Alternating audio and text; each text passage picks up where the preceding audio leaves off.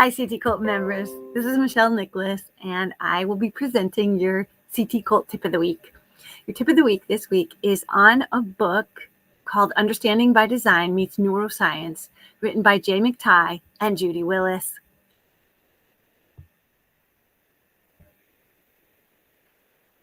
So in chapter 2 of Understanding by Design Meets Neuroscience, we have goals and how goals are the driver of everything, how they really are good for your brain, that goals need to be worthy and desirable, but especially they need to be in kids' language.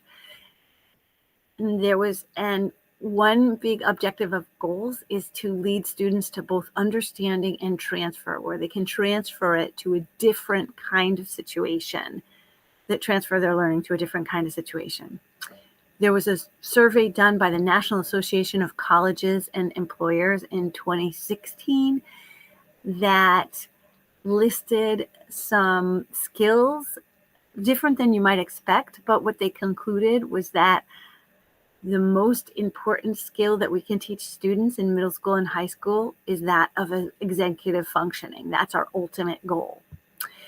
And when you ask yourself, well, what exactly is executive functioning? I hear it all the time, but I'm not really sure what it is. Here are some of the skills that are part of executive functioning.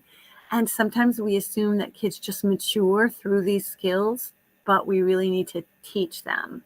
Goal-directed behavior and self-critical thinking skills, reasoning, reflecting on performance are part of the skills that we need to teach.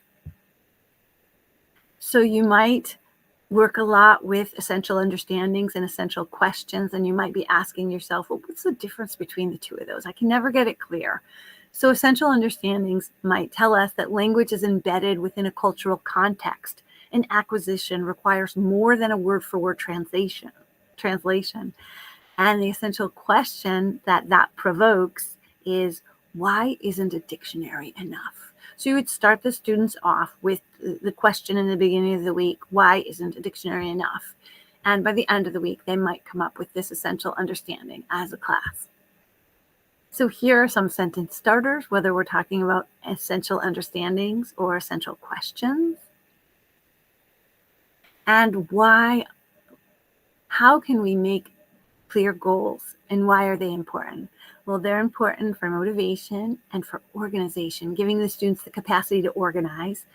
They enhance academic performance. They should absolutely reflect authentic performances or be tied to authentic performances. And you might use students' work from previous years to make that objective or direction clear for students. How can they be worthwhile, or why is it important for them to be worthwhile? They can be worthwhile if students make the goals. And they also can be important if we use the KWL chart. I know that's an old-fashioned chart, the know, want, and learn chart. But Judy Willis says that students won't retain anything unless it's connected to their previous knowledge. And then the end game is that the learn helps them reflect on their progress. So how did I newly apply the KWL chart? I converted it into saber, what I already know about the topic, querer, what I want to know about the topic according to the class goals, and aprender, what I learned today. And each week, I'm going to give them the full week of can-dos. And instead of just recopying the can-dos in their own language, they're going to identify from the can-dos what they already know and then what they want to know. So goals are the driver of everything, and they answer the question, so what? You might use a real-world video clip, a performance task. You should definitely use a hook. A hook offers suspense in the beginning of the class. It holds students' attention. You might put a picture up and say, how does this picture connect to the lesson? And at the end of the lesson, when you reveal, or they reveal to one another their connections, their brain will release dopamine, the natural high hormone, because they were right. And you might want to think of advertisements as a coming attraction, weird facts, pictures, or humor. Distinguishing between goals and success criteria. Goals are a little broader. Success criteria narrow it so students know exactly what they have to do to succeed for the day. and they can measure their own performance or measure with a peer, and they'll know how to adjust their goals to meet success. How do I apply this?